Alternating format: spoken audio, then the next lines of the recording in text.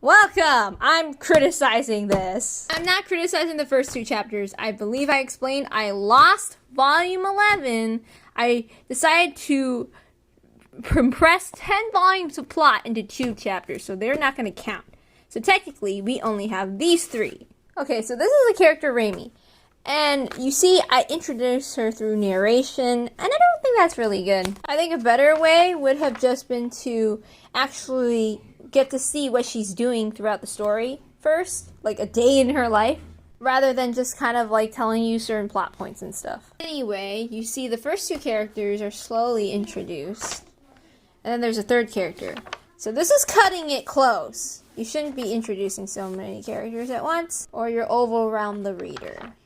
And that's kind of what I did, because next thing is I introduce a whole bunch of other characters. We already have a big cast, okay? 3 is plenty. You might think that working with a bunch of characters is like, oh, that's not a big deal. No, it's a big deal. Everyone has to be different. They all have to stand out some way. They can't mesh in their personalities. Oh, and careful you're not writing cliches. And then sometimes you'll be in a situation where there's so many characters, you're not going to know which each person is going to be doing. There'll be too many roles and too many people to keep track of. Yeah, best to slowly introduce them. I think another thing I struggle with is keeping my characters consistent in personality. I think what I wanted to convey is that she can be very carefree, but also she has a threatening vibe to her. But then sometimes I kind of make her do things that are kind of like downright evil.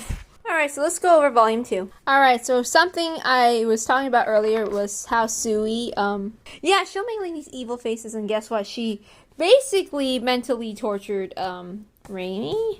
She didn't want to go to do a mission for her.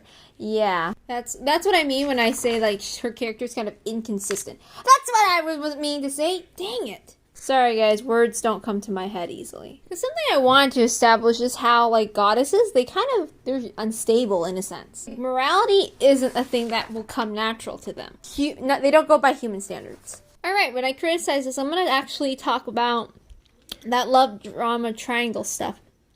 I'll mention some of it because this is part of my criticism I had of it.